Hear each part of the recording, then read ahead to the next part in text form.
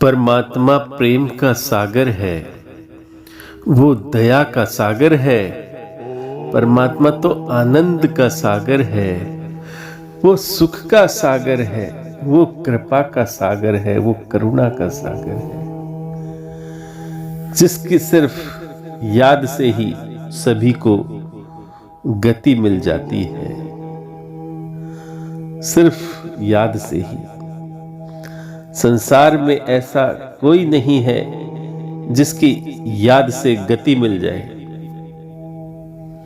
मान लो पानी दूर रखा हो, क्या पानी की याद से क्या प्यास बुझ जाएगी?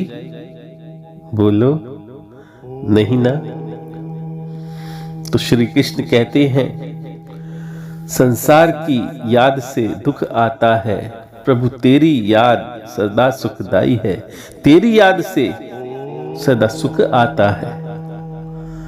संसार की याद से भवसागर खत्म हो जाता है, डूबने का कोई खतरा ही नहीं है। दुख, चिंता, मौत कुछ भी नहीं है। वियोग का कोई खतरा ही नहीं है। जो परमात्मा को याद न करके जो संसार को याद करते हैं, उन्हें शरीर का वियोग दुख देता है। जिसकी याद से यात्रा पूरी हो जाती है, जिंदगी सफल हो जाती है, वो सर्वत्र परमात्मा कण कण में वास करता है। वही हरता है, वही हरि है। सभी के दुखों को वो हरता है, जो सबको प्रेम करता है, जो सबको आनंद देता है, जो सबका रचयिता है, जो प्रेम का सागर है, जो हमसे एक पल भी दूर नहीं है। वही शिव है, वही शक्ति है, जो सर्वव्यापी है, जो निराकार है, जो सदा से है, जो सदा रहेगा, जिसकी याद से यात्रा पूरी हो जाती है, जिंदगी सफल हो जाती है। गीता में श्री कृष्ण कहते हैं, जिसे याद करोगे उसे पाओगे, जिसे याद करोगे उसे पाओगे। याद बहुत महत्वपूर्ण है। जिसकी याद से गत हो जाती है, तू उसका सिमरन कर। मृत्यु का दुख सबसे बड़ा दुख है। मृत्यु का दुख सबसे बड़ा दुख है। परमात्मा की याद के बगैर यह दुख नहीं जा सकता। याद बहुत महत्वपूर्ण है। परमात्मा का ज्ञान जीवन में अति आवश्यक है। यह बहती हुई नदी है, इसका जल पी सको तो पी लो। काल और समय किसी की प्रतीक्षा नहीं करता है। समय और प्रकृति पर किसी का अधिकार नहीं है। श्री कृष्ण कहते हैं, जो मन की सब इच्छाओं को छोड़ देता है, वो जगत जीत है। जिसने जगत को जीत लिया, इसलिए मन की सब इच्छाओं का त्याग कर लो। बड़े होने की हवस कभी मत रखो। ये हवस तो मन की है। मन की हवस ले डूबती है। इच्छाएं दुखदाई हैं। इच्छाएं बंधन है। इच्छा ही दुख का कारण है। तो इच्छा पर ध्यान दो। मन की इच्छाओं के पीछे मत भागो। श्री कृष्ण कहते हैं, अपनी तृप्ति के लिए कभी कर्म मत करो। अपने लिए कर्म करना मतलब कर्म बंधन है। यही कर्म फल के बंधनों में हमें बांधता है एक दूसरे से, जिसका हमें जन्म जन्मांतर कर्म बंधन चुक्त करने आना पड़ता है। तो अपने लिए कर्म ना करके दूसरों के लिए कार्य करो। निष्काम कर्म करो, यानी फल पाने की इच्छा कर्म फल है। कर्म ऐसे करो जैसे कि एक पेड़ सबके लिए फलता है, फूलता है, फल देता है और सुख देता है। वही आप मीठे मीठे फल खाते हैं ना, उस सब के लिए है, ना कि एक के लिए है। उस पर अधिकार मत जमाओ, वो सब के लिए, सर्व आत्माओं के लिए ये फल, ये अलग अलग प्रकार के फल परमात्मा ने प्रकृति में दिए हैं, मगर हम अधिकार बना के बैठ जाते हैं उस पर कि ये मेरा है, ये मेरा है। काम तो हमें सब करने हैं, पर अपने मन को पूरा करने के लिए कोई काम मत करना ऐसा।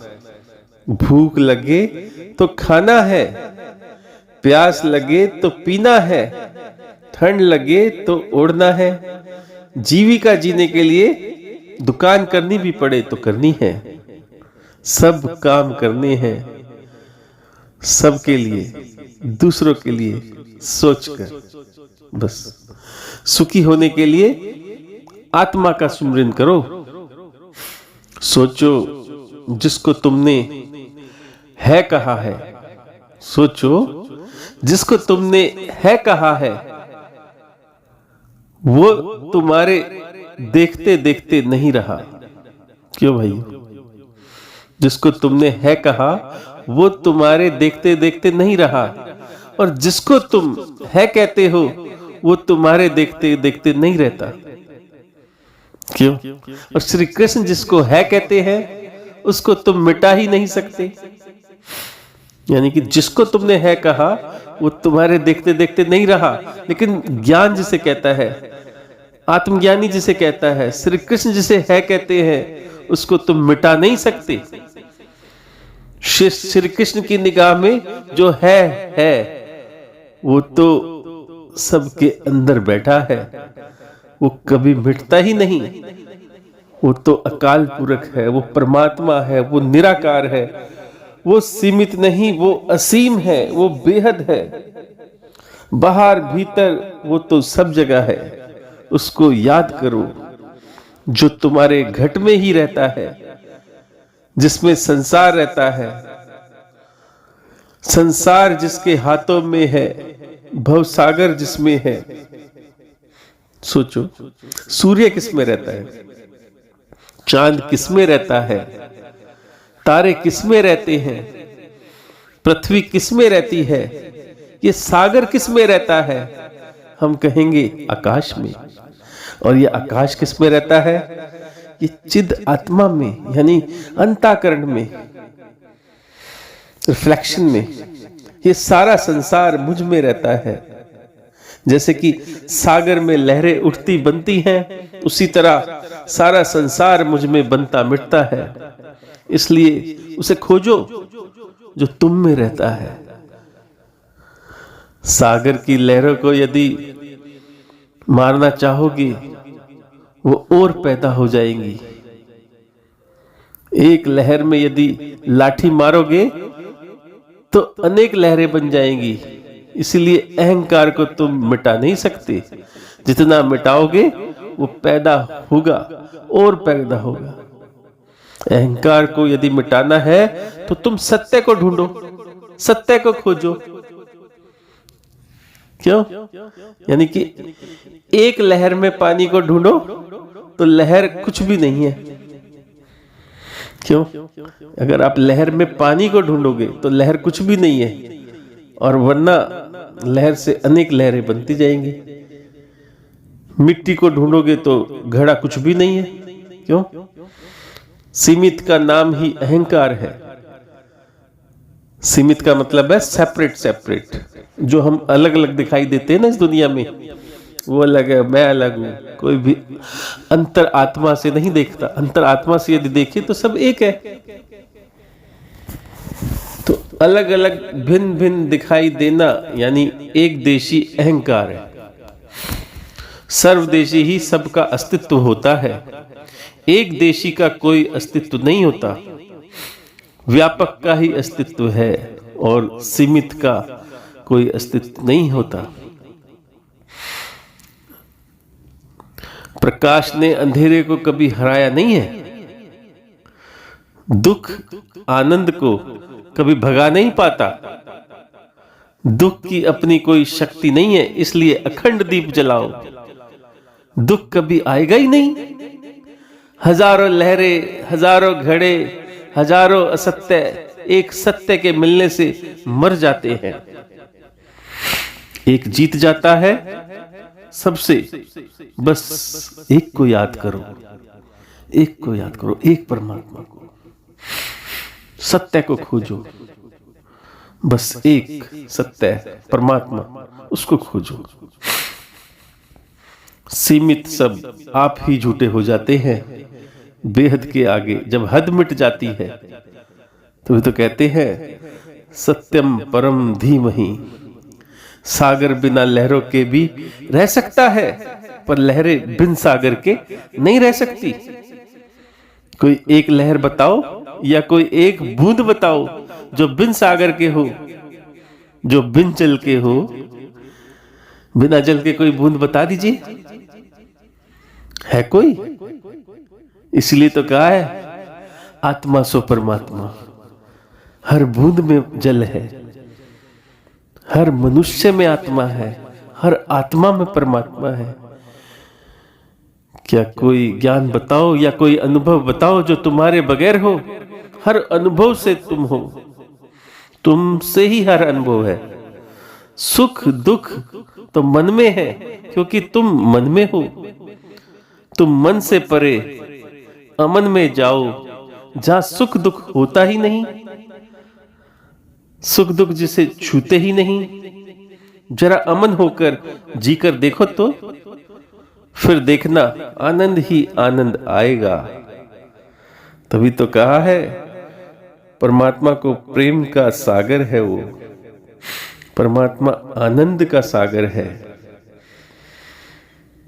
दिखाई देने वाले को तो सब देखते हैं, देखने वाले को तो कोई देखता है। दिखाई देने वाले को तो सब देखते हैं, देखने वाले को तो कोई कोई देखता है। यहां नश्वर संसार में कोई साथ रहने वाला नहीं है। जो साथ रहने वाले हैं वो अंदर बैठा है। समझे भाइयों? इस नश्वर मायावी संसार में कोई साथ रहने वाला नहीं है।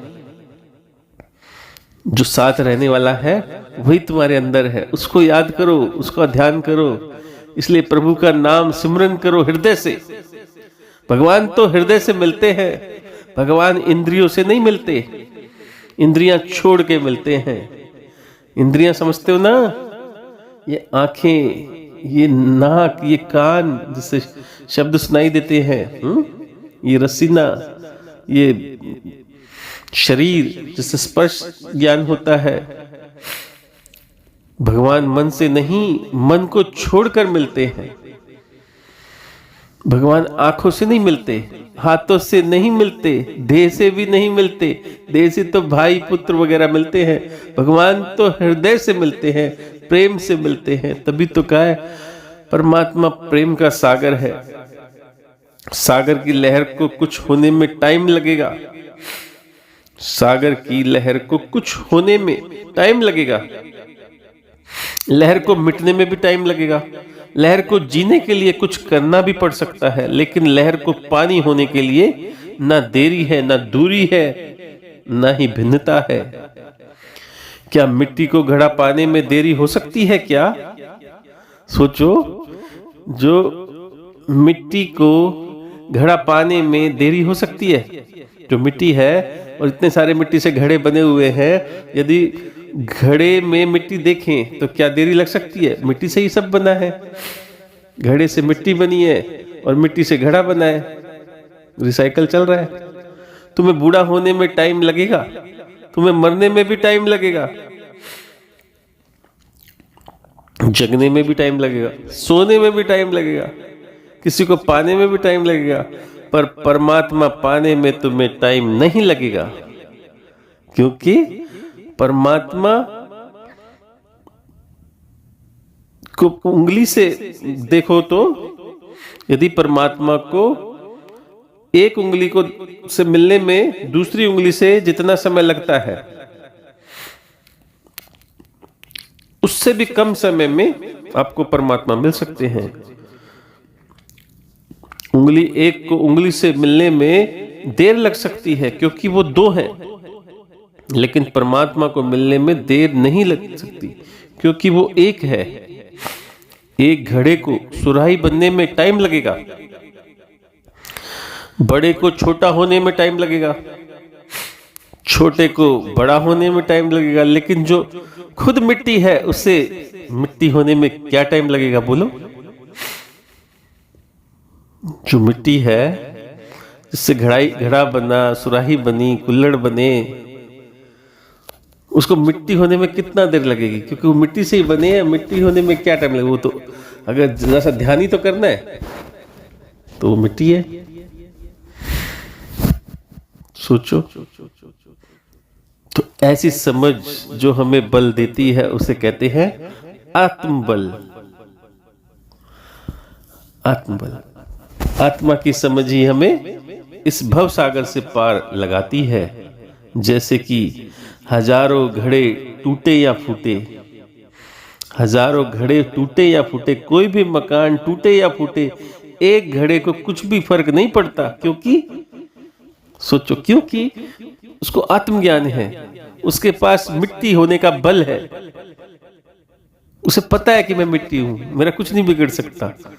कितना ही मर जाए, पिट जाए, कुछ भी हो जाए संसार में, मुझे कुछ फर्क नहीं पड़ेगा क्योंकि मैं मिट्टी हूं, मुझे पता है।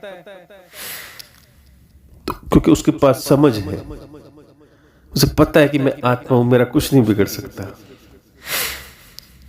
क्योंकि उसको आत्मा की समझ है। मौत के समय भी जो हमने मरने नहीं देती, सब कुछ जाते में भी सब कुछ जाता है, पर हमारा कुछ भी नहीं जाता, हमारा कुछ भी नहीं बिगड़ता। वो आत्मा की समझ से हमें समझ मिलती है, जो अधिष्ठान है, जिसमें सब अध्यस्त है। सब कुछ आत्मा में अध्यस्त है। सारे तत्व, सारा संसार आत्मा में अध्यस्त है और आत्मा ही परमात्मा है। जैसे सूर्य की किरण है, तो सूर्य परमात्मा हुआ, उसकी किरण आत्मा हुई, तो उसकी किरणों के प्रकाश में ही सारे प्रतिबिंब उसमें अध्यस्त है और प्रतिबिंब से सारा संसार बनता है। सब कुछ उसमें अध्यस्त है। क्या तोड़ दोगे, क्या मिटा दोगे बोलो? जिसे समय मिटाता है वो तो उससे भी ऊपर है, बियॉन्ड टाइम। सोचो, उस समय से भी ऊपर है। समय हमारे शरीर को मिटाता है, हमें मौत समय लाता है। सभी बोलते हैं समय आया उसका चला गया। जो समय से भी ऊपर है, जिससे कुछ नहीं हो सकता, जो मौत को ही जीत ले, जिसको मौत हो ही नहीं सकती, वो तुम हो। तुम आत्मा हो। खुद को जानो, खुद को जानो, जो सब जगह है, जो सर्वत्र है। यहां होता तो मार देते, वो तो वहां भी है, बोलो, वो तो सब जगह है, बल्कि सब उसी में है। वो सब में है और सब उसी में है। सोचो, ये समझ आत्मा की समझ है, सिर्फ आत्मा की। तभी तो कहा है आत्मा सो परमात्मा। ये अद्वैत समझ है, अद्वैत। तो भाइयों, अद्वैत का ज्ञान लो। परमात्मा अद्वैत है, वो दो नहीं है, वो दृश्य नहीं है। उसको दृश्य ना समझे, उसको खुद में देखें, वो दृष्टा को समझे, जो सब अनुभव को देख रहा है, जो सबको दृष्टा बन के देख रहा है, जो सबका अनुभव ले रहा है, उसको ध्यान दो। हम सब कुछ देख रहे हैं अपनी आंखों से, पर खुद को नहीं देख रहे हैं। इसलिए खुद के अंदर जाके डूबो और देखो स्वयं अपनी आत्मा को कि मैं कौन हूं। ये जो मेरी आंख है, इसके पीछे कौन सी आंख इन आंखों के द्वारा देख रही है। उस आंख की आंख को देखो, उस कान के कान को देखो, जहां से ये आवाज आ रही है उस आवाज की आवाज को देखो, ये कहां से आ रही है। उस प्राण को देखो, प्राणों के परे उस मन को देखो, मन से परे उस अमन को देखो, उस अमन में स्थित होकर के देखो तो एक बार तुम वही हो जिसे ढूंढ रहे हो। थैंक यू मेरे भाइयों, प्रणाम, ओम शांति।